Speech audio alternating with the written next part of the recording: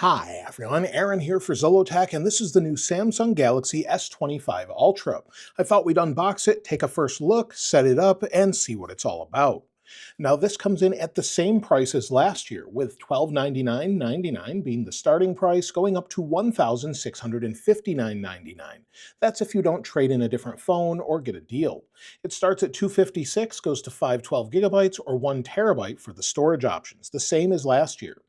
Now we have 4 different colors this year: titanium black, titanium gray, titanium silver white, and this year we have titanium silver blue. You can see that here, titanium silver blue. Let's go ahead and open it up. Now, when I got this from Samsung, it didn't have any stickers on it, so let's open it up and see what we have here. So we'll take the top off the box, and you can see the phone itself. Let's see what comes in the box first, though. So we have, looks like a T-Mobile SIM card in it, but also let's open it up here, see what we've got in the bottom. And we've got a SIM card removal tool, nothing else in here. And then it looks like we've got a charge cable, so no charger included, and I don't think that's going to be a trend again anytime soon. And you can see we have a little bit of literature for package contents, and that's about it. Let me set this aside and let's take a closer look at the device itself. Now, like I said, this is the titanium silver blue. It looks really nice. We don't have anything else in the box, and it looks like we've got a little cover on the screen. Let's go ahead and remove that. And we do have that anti-reflective screen again. This looks great compared to even an iPhone. So if I bring in an iPhone here, let me turn off the display. You can see how reflective it is, but next to the S25 Ultra, it's not reflective at all. So the S25 Ultra is doing a great job as far as that goes, and definitely something that I really appreciate on it. Let me go ahead and put the box aside. And as far as the overall design, it's a little bit different this year. We'll compare it with the S25 Ultra in a moment, but you'll see it's a little bit more rounded. So rounded around the outside edges. It does round ever so slightly over the corners here. And the front glass is, again, flat right against the edge. So we don't have that curved edge anymore. On the right-hand side, we have our volume button, power, sleep, wake, nothing else. Then on the bottom, we have our USB-C port. Looks like a speaker. We also have our SIM card tray. Let's go ahead and open that up and see what we've got here. So we'll pop this out, and you'll see we don't have an SD card slot. We don't really have anything else here. Let's go ahead and place it in. No expandable storage, and it doesn't even look like it has a dual SIM. So it looks like we just have a singular SIM and an eSIM. Of course, we've got our S Pen. It apparently doesn't have Bluetooth this year, but it does have that sort of titanium silver blue look to it. And then if we go along to the left side, it looks like we have what appears to be a millimeter wave antenna. On the top, we've just got what appears to be 2 microphones, and then of course we have our camera array on the back. We'll take a closer look at that in a little bit. Now, if we bring in the S24 Ultra side by side, you'll see here it looks a little bit different. Everything is slightly thinner, slightly lighter, and basically just slightly smaller. So the overall height is ever so slightly different, just a little bit. It's a little bit thinner. You'll see side by side here. And in general, again, just a little bit smaller. In fact, it's 219 grams or 7.72 ounces.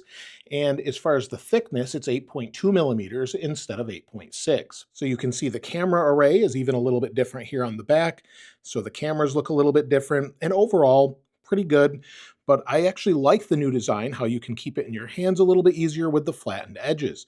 Some people may not like this, but I think it feels very premium, feels very nice, but it's almost a little bit too light, as I said in my previous video.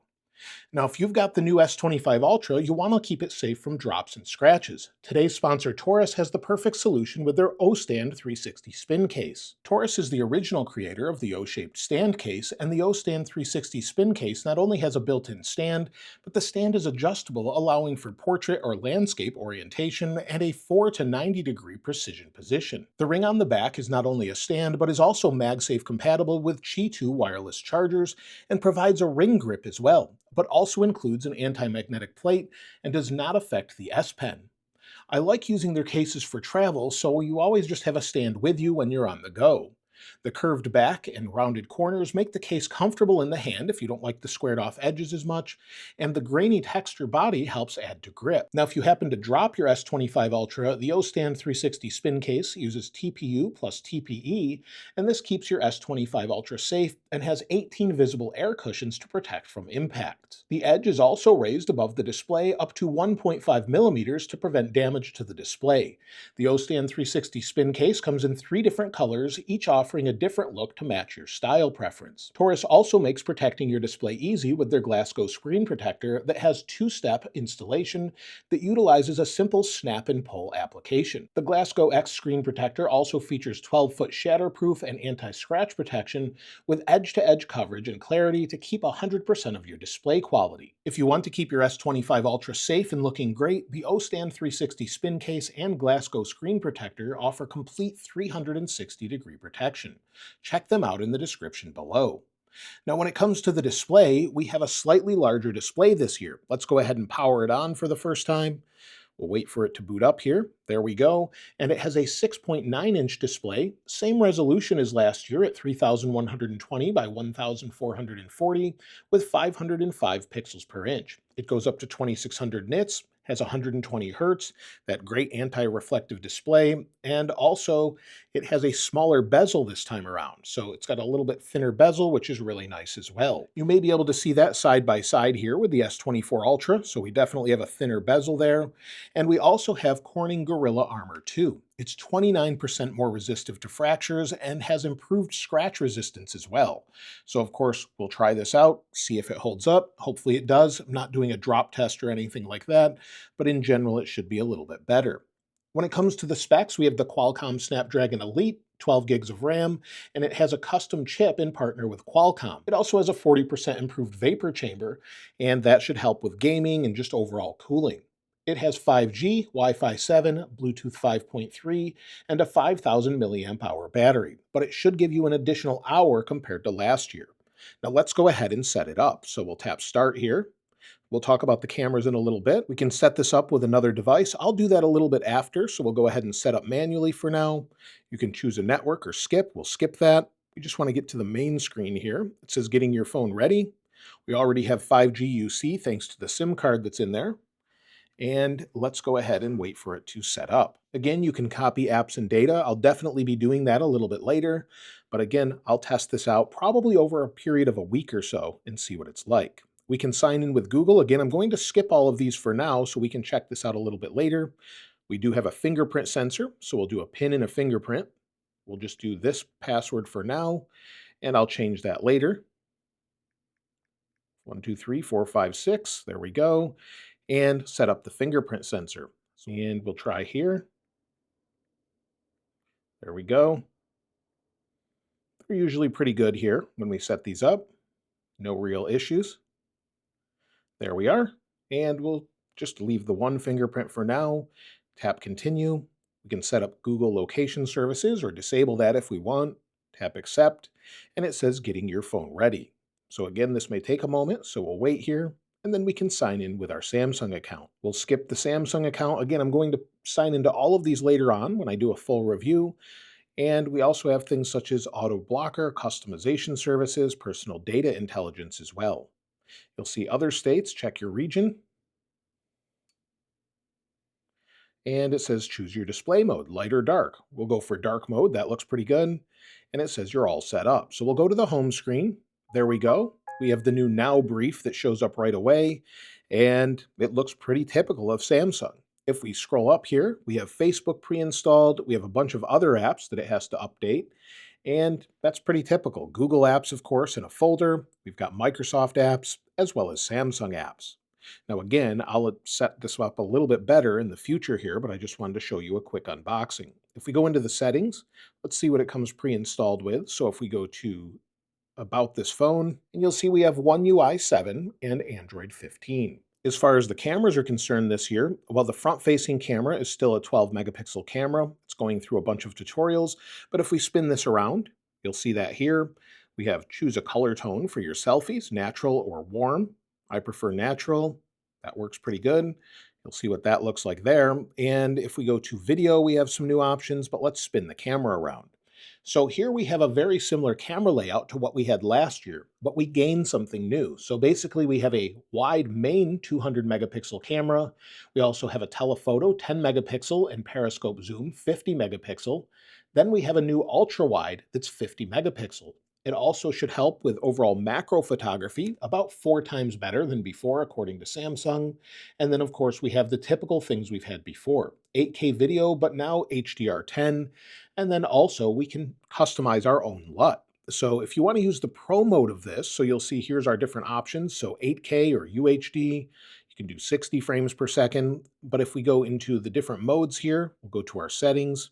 We can go into a pro mode, and then we also have some new things here as well. Now, there may be some updates for this, but if we go down to some of the different options for advanced video options, you'll see we have a new log mode that works in pro video mode. So if we turn on log with video and pro modes, that's something we can use. So if we go back here, we'll make sure that's enabled. We'll go back to the camera, and then you can see HDR in the upper right. If we turn that off, we've got our different options here. And again, we do have pro modes we can enable and much more. So if we go into pro video, you'll see now log appears in the upper right. So we have all of these tools, including false color.